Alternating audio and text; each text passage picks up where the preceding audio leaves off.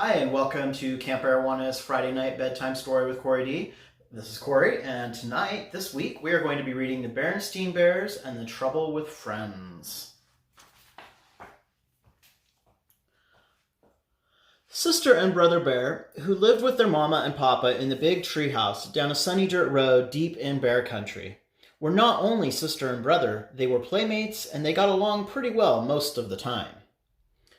But brother was quite a lot older than sister, almost 2 years, and sometimes he wasn't much interested in the games that she wanted to play, especially when sister got a little bossy, which she sometimes did. "Now," she said one day as she came out of the treehouse with a big armload of her dolls and stuffed animals, "we're going to play tea party. You sit there and be the papa, and I'll sit here and be the mama." "Aw, geez, sis," said brother. "I'm too old to play tea party. Why, if Cousin Freddie or any of the guys saw me, I'd never hear the end of it. Why don't you find somebody your own age to play tea party with? Besides, I have a date to go skateboarding with Freddie." And off he zoomed, leaving sister all by her lonesome. "All right for you," she shouted.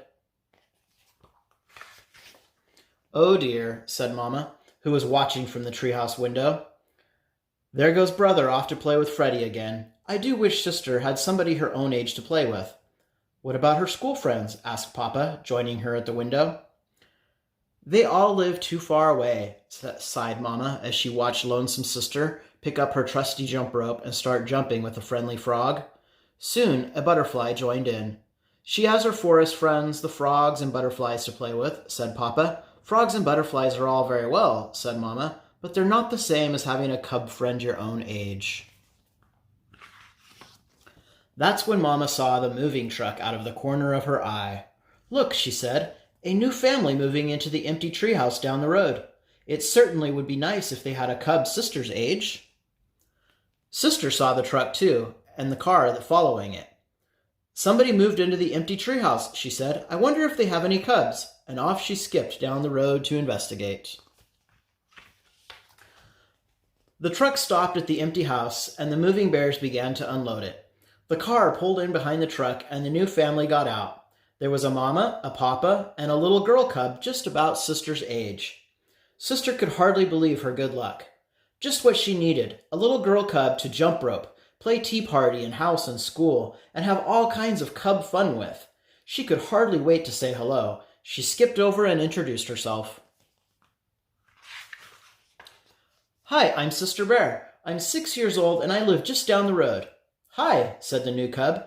"I'm Lizzie Bruin, and this is my papa and mama, Mr. and Mrs. Bruin. I'm 6 years old too. May I try your jump rope? I can do red hot pepper." And could she ever? Lizzie Bruin was the fastest rope jumper sister had ever seen. "I can jump to 1,000, said sister. "I can do 1,001, said Lizzie, returning the rope. 1,002, snapped sister. 1,003, said Lizzie. "Well, we'll just see about that. Let's have a jump off here and now," said sister. "Let's not and say we did," said Lizzie. "Say, isn't that a playground over there? Last one there is a rotten egg," and off she ran with sis doing her best to catch up.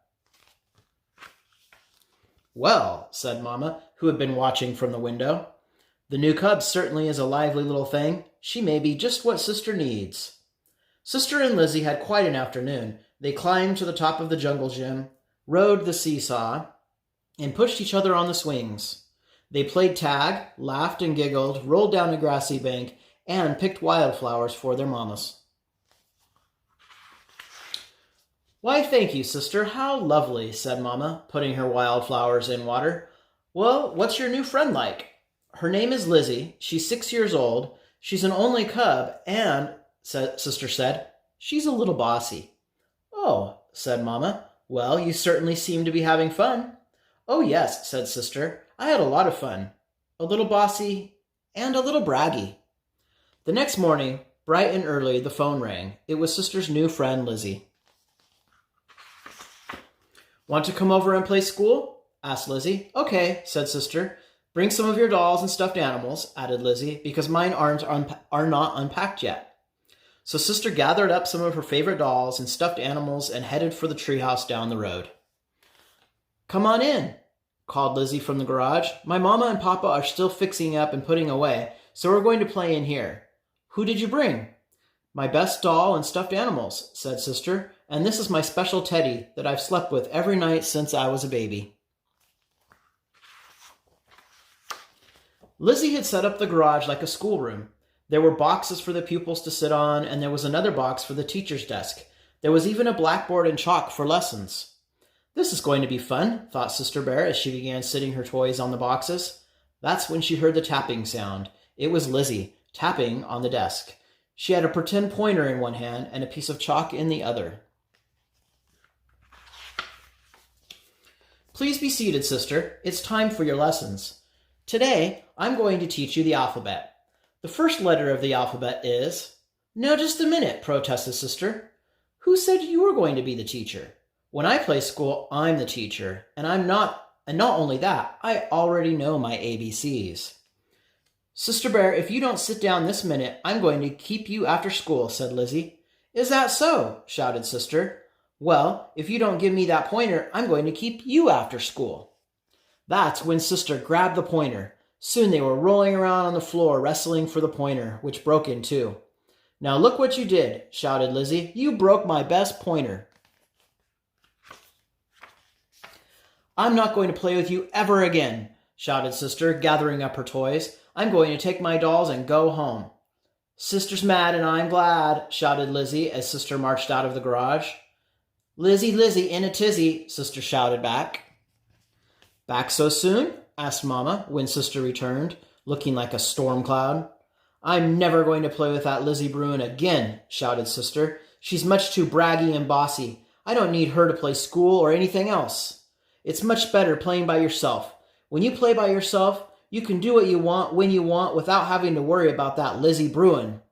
"That's true," said Mama in a quiet voice. "Of course, there are some things you really can't do very well by yourself." "Like what?" asked Sister. "You'd have a pretty hard time pushing yourself on a swing," said Mama. "And I'd like to see you ride a seesaw by yourself. Most games like hopscotch and jacks take at least two to play, and it certainly is nice to have someone to laugh and giggle with." "Maybe so," said Sister, "but Lizzie is much too braggy and bossy. Why does she have to be the teacher when we play school?" "It seems to me," said Mama, taking Sister on her lap, "that Lizzie isn't the only cub that's braggy and bossy sometimes. And of course, there is one thing you can do much better by yourself." "What's that, Mama?" "Be lonesome," said Mama quietly, and that's when somebody knocked on the door. It was Lizzie, and she was carrying Sister's teddy. "When Sister took all her dolls and went home, she forgot her teddy," she said. "And, well, I knew it was her special favorite that she slept with since she was a baby, and I thought she might miss it." "Why, thank you, Lizzie," said Mama. "That was very thoughtful of you." "Thank you very much," said Sister, hugging her teddy. "And you can be teacher if you want to," said Lizzie. "Or," said Sister, "we can take turns being teacher." "Terrific," said Lizzie. "Great," said Sister, gathering up her doll and stuffed animals again. "Last one back to your garage is a rotten egg." And off she scooted, laughing and giggling, with Lizzie scampering after her. And that is the end. I hope that you enjoyed this bedtime story tonight and that you have a good, restful night and sleep well. Good night.